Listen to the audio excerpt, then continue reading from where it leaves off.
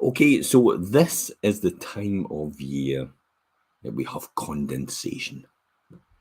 I mean, when you think about it, if allowed to enter your home, dampness can cause untold damage to your property, possessions, and even your health. Dampness can be expensive to remove also, and it can be at least cause an unpleasant and lingering musty smell around your house. Now, condensation, what I'm going to talk about, is one form of dampness, but it's the most common and often most ignored as well. Would you be surprised about that? I mean, during the summer, your guard's completely down, isn't it? Um, how can my house be affected by condensation when it's a problem typically associated with cold weather? You automatically think that, don't you? Because it's cold, condensation. The truth is that actually condensation can be caused by changing temperatures that occur within your household. It's not just outside of it. It's things like kitchens, it's bathrooms, and it's attics that are more susceptible to this problem due to there being a higher chances of steam or inadequate ventilation in these rooms. So often we find ourselves with what we call black mould behind our furniture on outside walls. And potentially it's more than likely because we have no circulation of air at the back of them. And that causes the black spot mould. And when you take them away, it's the heat hitting the wall when it's cold that condensates and it doesn't actually dissipate as a result. A lot of people actually mistake this for rising damp when in actual fact it's condensation. So how do we do something about this? Before your condensation issue escalates into a full-blown black mould problem, it's a black mould problem, it will be condensation. Most surveyors that have gone in over the 30 years that I've had properties have actually said right at the back of it, it's a condensation and ventilation issue. It's not a rising damp issue. So black mould is usually the typical example of condensation issues. Here's some ideas on what to look for and how to solve that. So it can keep your home healthy and also your happiness protected as a result. So know these signs and nip it in the bud straight away if your condensation problem is there. Classic example you see every morning. Keep excess water on your windowsills. So excess water on your windowsills in the morning. Now you usually find that within bedrooms because we close all the windows, we close all the vents, we close the door, and then we begin to breathe. Now, your breath has moisture in it. It has to go somewhere. So it immediately goes for the coldest place in the room and it hits the window and it condensates. It's got nowhere to dissipate to because all the ventilation's been shut off. All the insulation's been put in the walls. All the flooring has been completely sealed of any drafts. And so there's a lot of issues to do with that as well. So make sure, and I'll tell you in a wee minute what you should be doing. Also, the things to look out for is peeling paint or plaster, mould on clothes or fabrics, musty smells. You smell it as soon as you walk into a house. I smell it mostly all the time. I could literally walk into a house and know straight away if there's a damp issue or if it's a condensation issue, just by the smell. A presence of black mould, which is the most obvious one. Unfortunately, by this time, some condensation warning signs are actually noticeable. The damage is already quite extensive. And that's why it's best to take preventative measures rather than a reactive approach to solve the issue. Remember, prevention is better than cure. Cure costs a lot of money later on because it's usually done quite a lot of damage. Whereas prevention will prevent it happening in the first place, which could be a lot less. Now, our suggestion, or my suggestions in this, when facing difficulties with condensation, good ventilation is key. Could you imagine the government has told us to keep all the windows shut, to insulate our walls, to get rid of all the drafts, to seal up all the doors. And then now they're telling us to get good ventilation to avoid condensation issues. Prevention and cure. What is it? Cause and effect, we'll call it. You know, you sort something and it causes another problem somewhere else. So we've eliminated all the drafts, we've kept ourselves nice and cozy, and it's caused the condensation issues as a result. So you can, I wouldn't say you can't win, but you can win. So when facing difficulties with condensation, ventilation is the key here. Good ventilation. Give your house plenty of room to breathe. Leave small gaps between your furniture and your walls to actually let the air circulate behind it. Don't cram too much into a tight space, as air will not be able to circulate efficiently. You know yourself. Hey, I'm going to call myself out on it as well. You've got your press, your wee cupboard on the side of the bedroom, and you know it's got the shelves on it, and it's got the electric. Usually got the electric or the gas meter at the bottom of it. And we're all guilty of shoving everything into these cupboards, closing the door, no ventilation, and then wondering why we open it and there's a musty smell and there's black spots on everything. It's because there's no ventilation in it at all. Give your house plenty of room to breathe, as I said.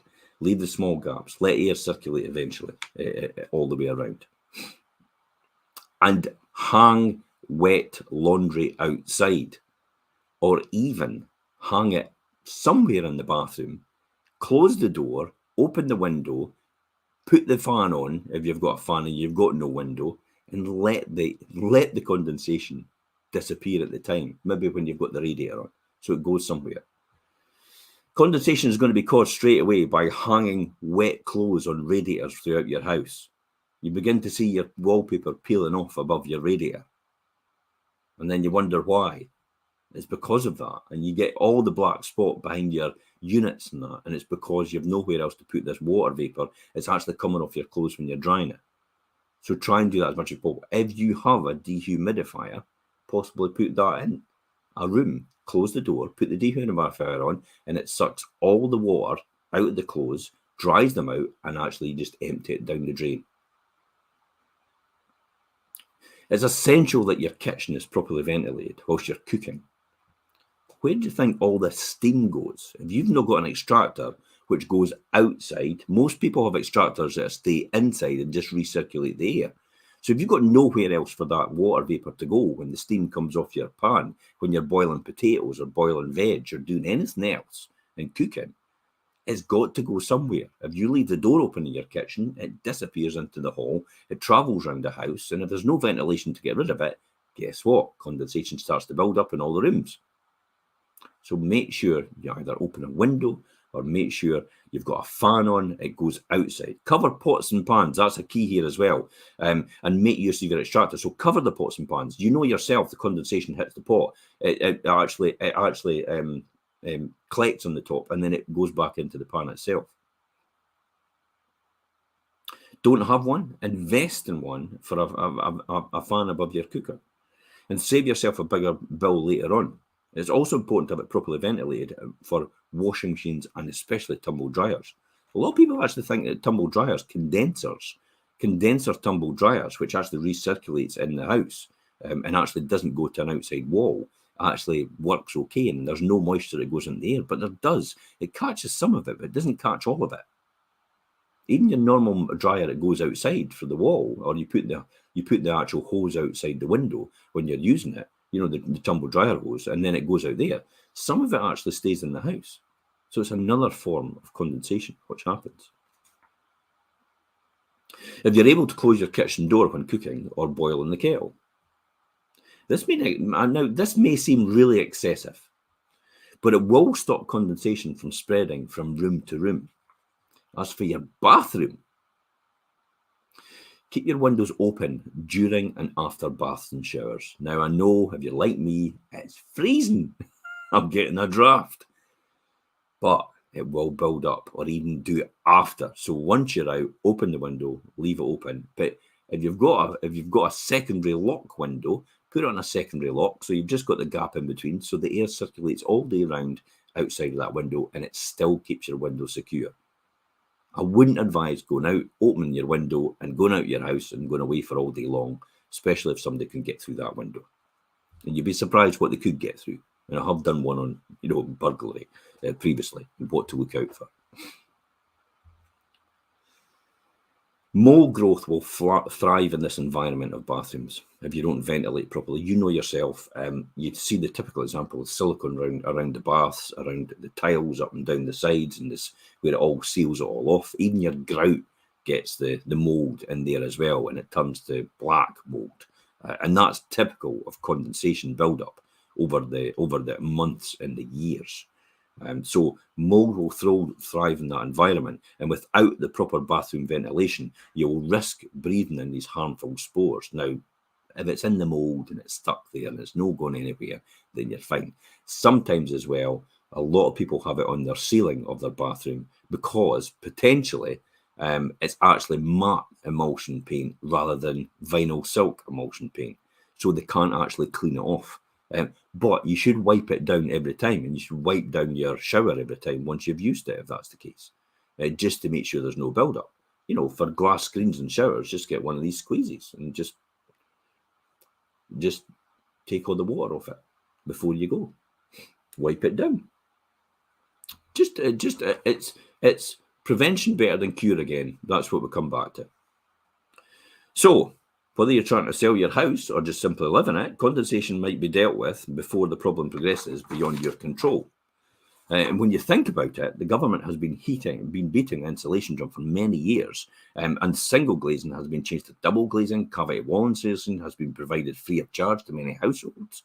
Front doors are now UPVC and perfectly sealed. Laminate flooring has become even more popular to close off all the spaces of air that we've actually got around our property, which can actually help air circulate. Everything that could have caused a draft has almost been eliminated. So what problem do you think that causes then? So why do you think this happens when steam rises from a shower, pots and pans, or when even cooking? And even the simple act of breathing during the night gives you that water vapor as well. It must go somewhere, and it goes straight to the cold areas of your house and condensates. Water in your windows, damp patches on the outside walls of your facing outside, or behind your furniture, your bathroom ceilings, your cupboards that haven't been aired for the years. I mean, the list is absolutely endless here.